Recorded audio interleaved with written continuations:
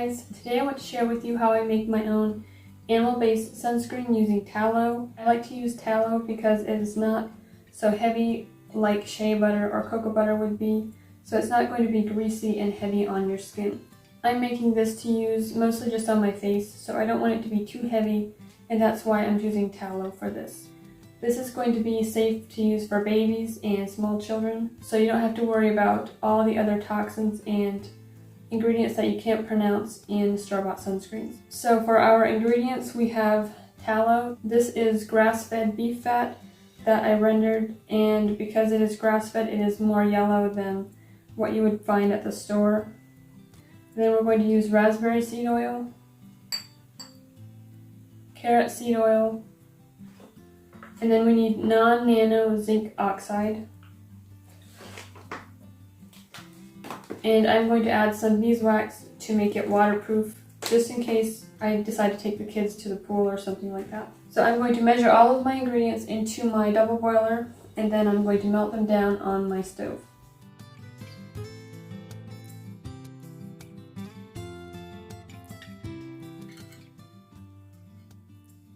So we need 1/2 cup of tallow.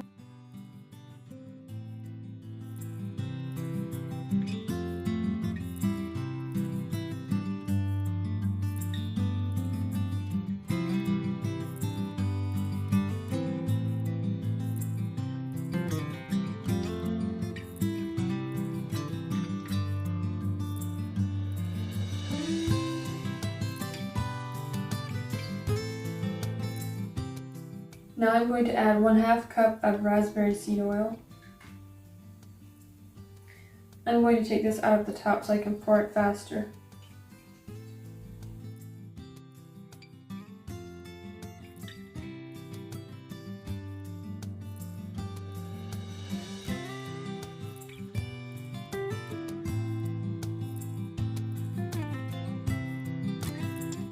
Then we need 2 tablespoons of beeswax pellets.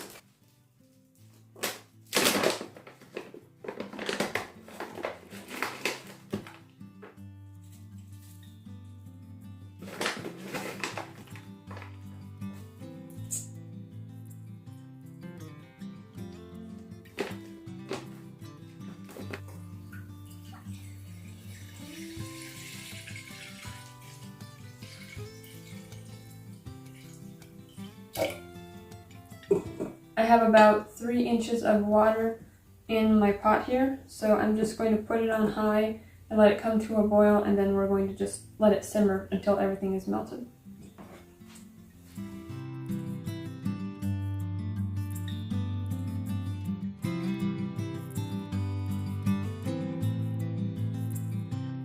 Alright, now that this is melted, I'm going to go ahead and add in my zinc oxide.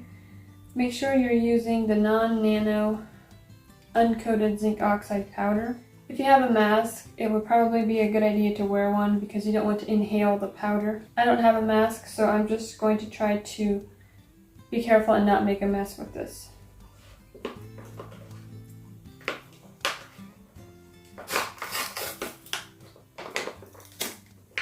We're going to do 1/4 cup of this.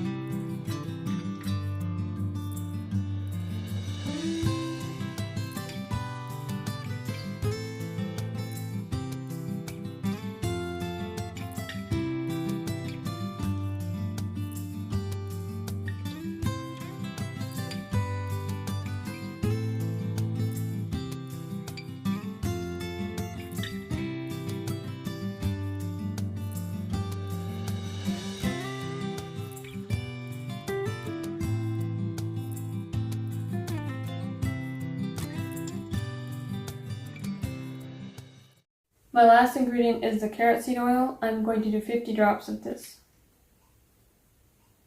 This carrot seed oil has a very strong smell, so if you don't like the smell of it, you can just leave it out.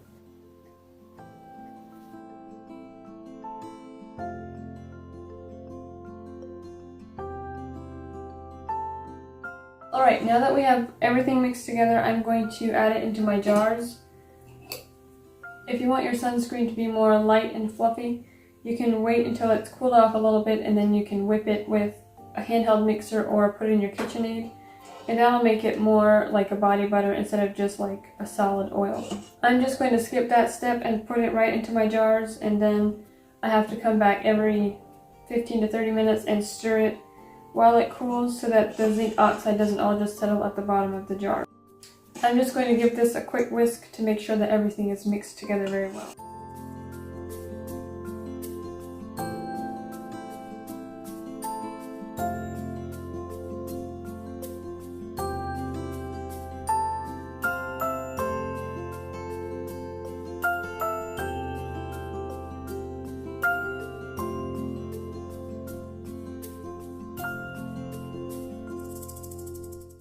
So you can see there is some zinc oxide left in the bottom. I'm just going to divide it in between these two jars.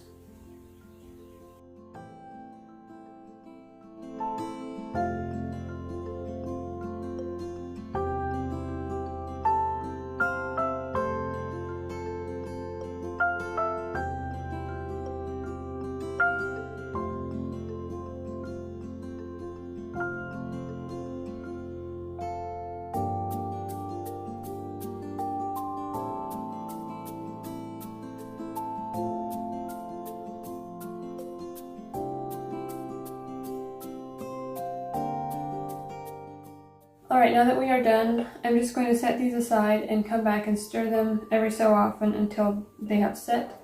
And then I'll probably store this one in my medicine cabinet or somewhere where I can easily grab it whenever I need to use it. And this one I'll probably just put in my fridge, and if I don't use all of it this summer, I'll store it in my freezer and it'll be good for a year or more in there. This sunscreen is all natural, so you can apply it liberally whenever you're going out in the sun. I would probably reapply it every 3 to 6 hours, especially if you're in the water, because it will wash off eventually.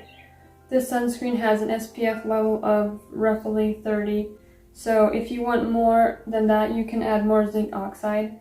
I would just be careful with that, because the more zinc oxide you put in, the more likely you are to have a white cast when you're applying it. You can safely use this for babies and little kids, and you don't have to worry about putting harmful ingredients on their skin.